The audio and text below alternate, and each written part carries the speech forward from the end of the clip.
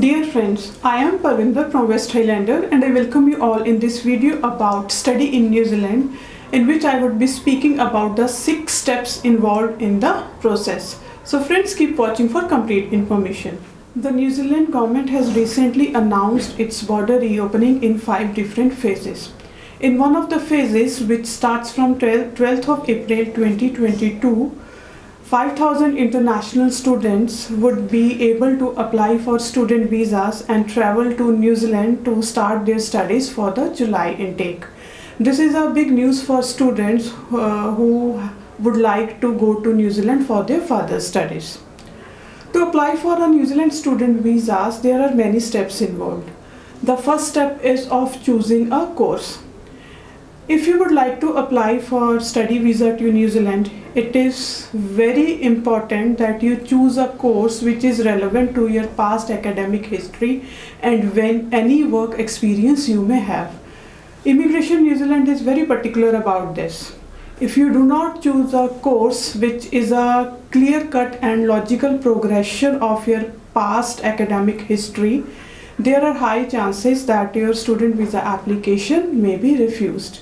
So this is the first step, to choose a right and relevant course which shows your academic progression.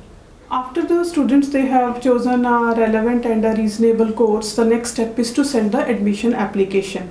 The students may choose to study at a university, at a government college or at a private college. So it's the student's wish.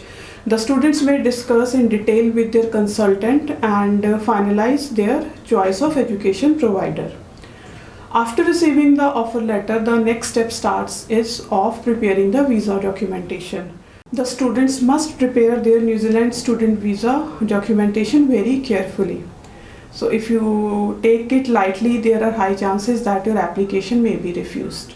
The students need to collect the documentary evidence for their funds to support their tuition fee and cost of living in New Zealand, the income of their family, the statement of purpose, their medicals, and other supporting documentation.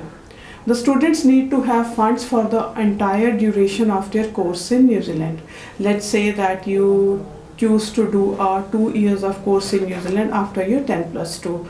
So as per the policy requirement, you need to have access to 2 years of funds. Out of this, the first year funds, that is tuition fee and cost of living, must be readily available for you, and the second year tuition fee and cost of living you may show in the form of a payment plan. So this is one of the options the students have to show their funds.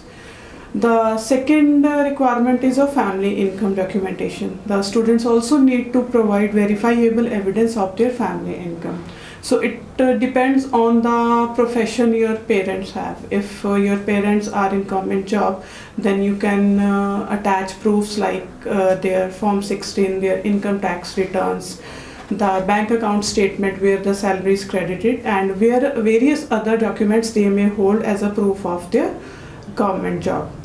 If you belong to a business family, then you can attach the proofs of your business income like company registration certificates, firm registration certificates, current account statements, and various other documents.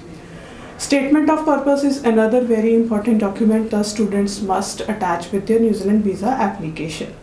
So this is about the visa documentation the students must prepare in support of their visa application.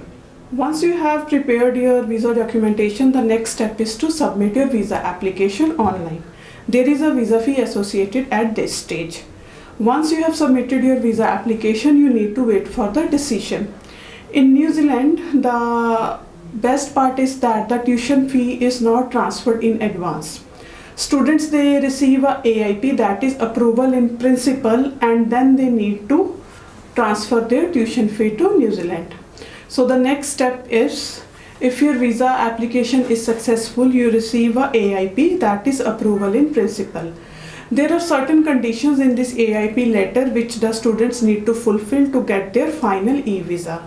One of the conditions is the transfer of 1 year tuition fee to the college. The students may also be asked to transfer their living cost, that is New Zealand dollars 15,000, under FTA scheme in their bank account in New Zealand. So once you complete this AIP conditions and send these conditions to the case officer, then the last and final step of the process is receiving your e-visa. So these are the different steps involved in the process. Friends, if you would like to apply for your New Zealand student visa, you can contact West Highlander. We are a team of highly experienced and expert counselors who can help you throughout the process. Thank you.